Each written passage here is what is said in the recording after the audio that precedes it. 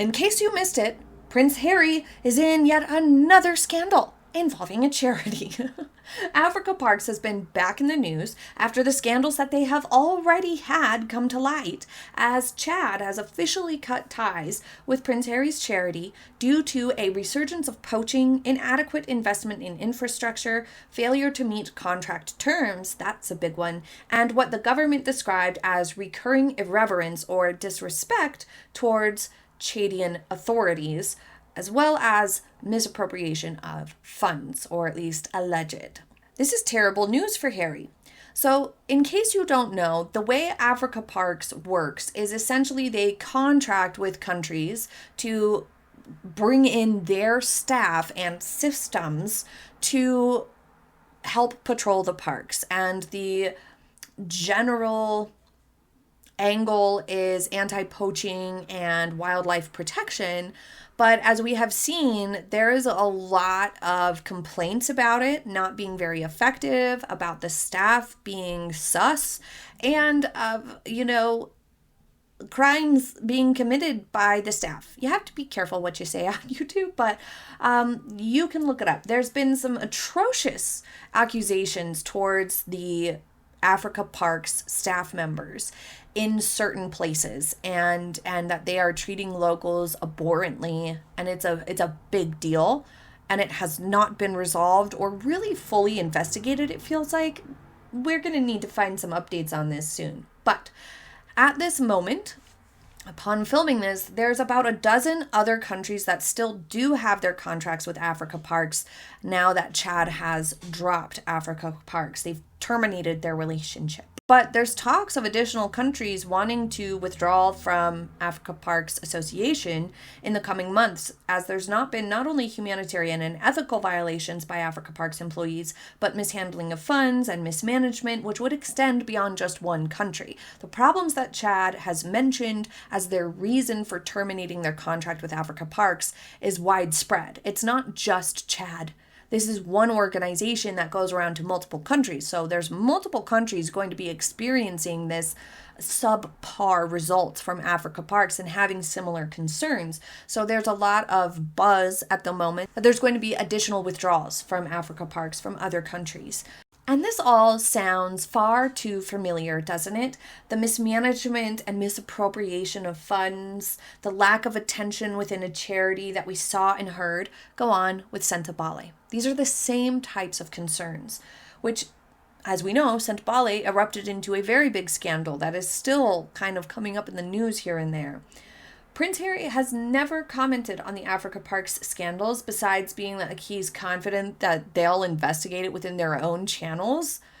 How would they be able to if they're not being managed properly? If there's questions about them even just doing their normal duties, how can we have confidence that they will be able to take on something more complex and urgent, like an investigation into bad behaviors and poor management of employees? And these scandals with Africa Parks have been leaking out for well over a year, and still now there's been no responsibility taken. There's been no real comment from Harry about these allegations. At the very least, he should come out and have a forceful statement that he is going to make sure that this stuff gets under control and fixed and is handled appropriately.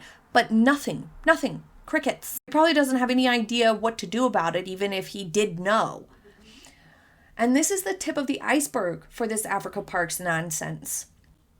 The implications of this recent news can include increased scrutiny around Africa Parks in general, things like its finances and who's taking what money out of it and where are the funds going and why isn't the amount of funding that it has really being funneled into results on the ground. What is happening here? Why is there a gap in what you're supposed to be doing and what's actually getting done? So this can result in greater demand for transparency. It can kick up a lot of dust, something like this hitting the news, pressure for reforms, perhaps most importantly, as these mistakes and the inability to deliver what's promised becomes more and more public, as it has in this case, it can hinder their ability to raise funds, which will most certainly hurt its long-term trajectory. And this is what we've seen with Sentebale. Because of all the stuff that's happened, the risk now is that Sentebale will not be chosen to receive grants and donations from people. Normal people aren't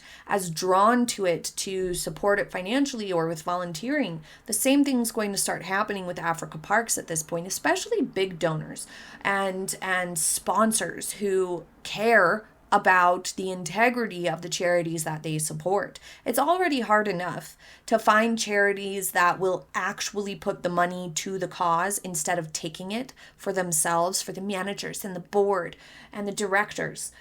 You want to see, if you're going to donate hard-earned money, especially in today's economy, you want to know it's going to go to the cause, not the people who are supposed to be helping, within reason, of course. People who are actually working every day deserve, their salaries, but the exorbitant salaries that people take, the excessive amounts of money that a lot of the higher ups in charities take is what's gross.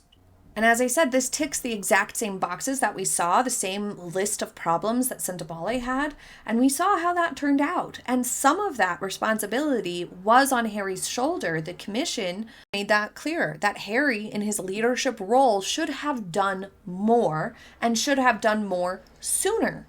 So has he not learned anything from the Sentebale nonsense? I mean, we know he didn't, because his statements after that were so petulant and still kind of like doubling down on, yeah, no, I still didn't do nothing wrong, when he did.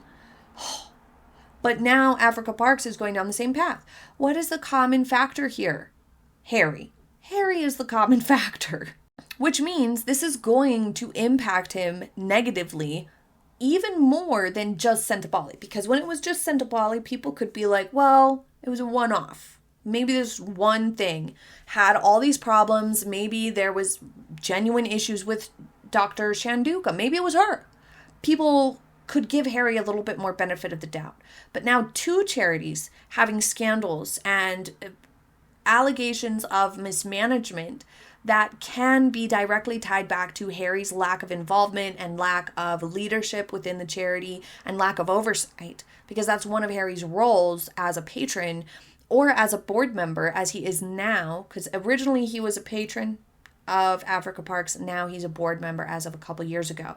But regardless, in those positions, he still should be paying attention. He still should be making sure that there isn't misappropriation of funds, that people are being managed appropriately, that there is results happening. He should be checking up on these things, and he's not. So now that there's two charities that have had this same sort of problem, that is in part Harry's fault for not paying closer attention and being more of a leader in his role, then what does that say about Harry? What does that say about the types of charities he's connected to?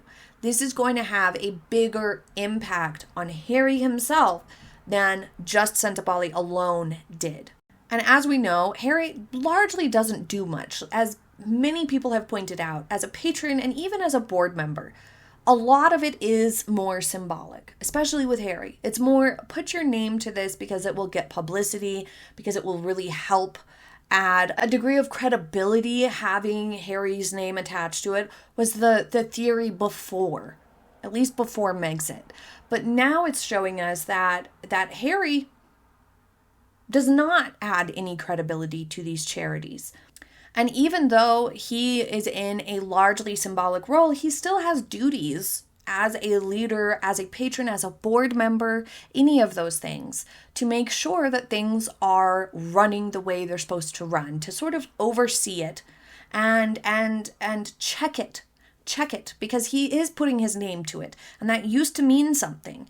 That then, if you're putting your name to it, if you're somebody with a big name and you're known, and you're putting your name to a charity, then you will want to make sure that money's not going where it shouldn't, that people are actually doing what they say they're going to do, that your charity is delivering the promises it makes and keeping true to its word.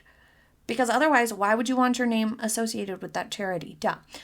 Harry's not doing that. He's supposed to pay attention to help prevent things from slipping sideways, to, in good faith, make sure that money isn't wasted or taken away from the cause and into the board members or the Meg's pockets. So if he's been neglecting Africa Parks, then a lot of these problems could have been prevented or resolved earlier had Harry stepped up or took his role more seriously. That is what we can infer from this information, that Harry has let things get so bad in Chad with Africa Parks that they have now terminated their relationship.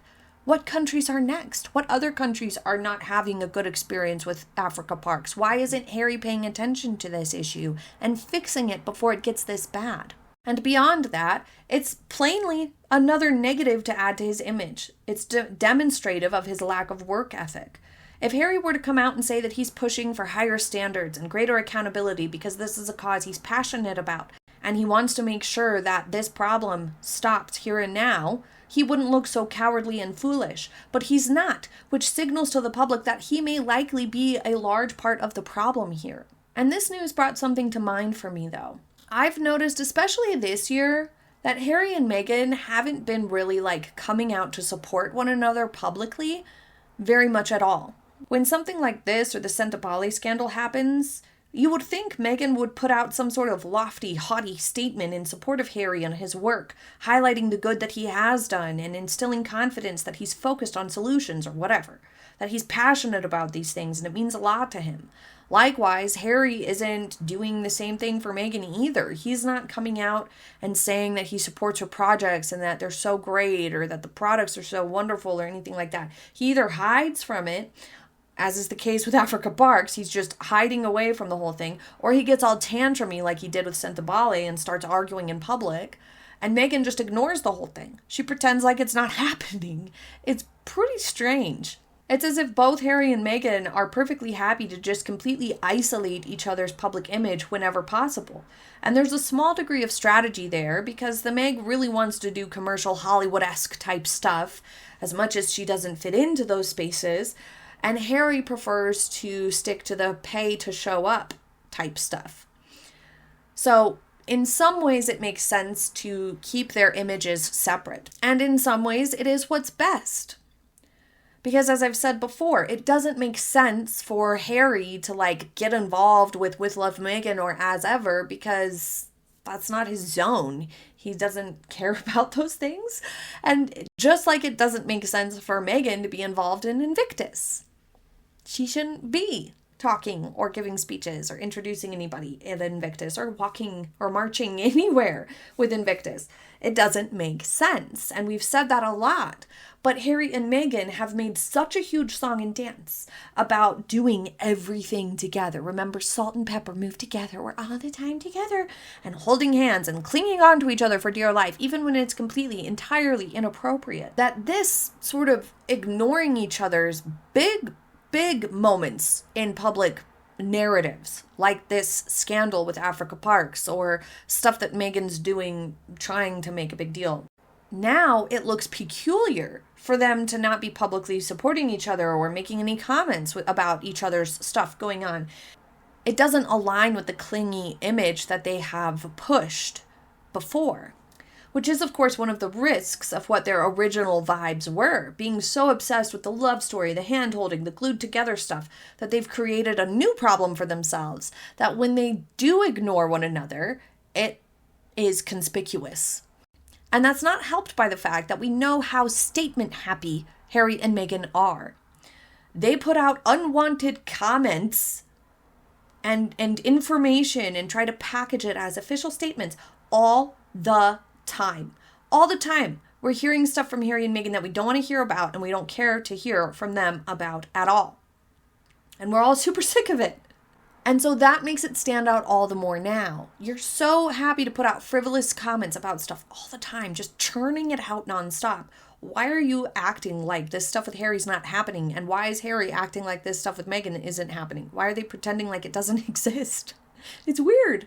It is weird. When Harry's embroiled in yet another scandal, there's radio silence. It leaves people to wonder if she wants him to crash and burn, if Harry's sort of spiteful or resentful, if Harry's resentful of Meghan's commercial endeavors and like Hollywood attempts, it's confusing because they tried to put out this image that they're so blissfully connected and that everything is always going to be connected like this, that then when it's like they're pretending the other thing isn't existing with each other, they're only like this within this little bubble. That is weird. It looks weird. The optics of this approach look detached with the precedent that they've set. If they're happy to issue a dozen statements about Harry's visit with the king or give commentary on Meghan's trip, then to essentially ignore moments like this, it feels super conspicuous. But what do you guys think? Leave your thoughts in the comments. Thank you for joining me today. I hope you have a happy day ahead, and I will see you next time. Bye.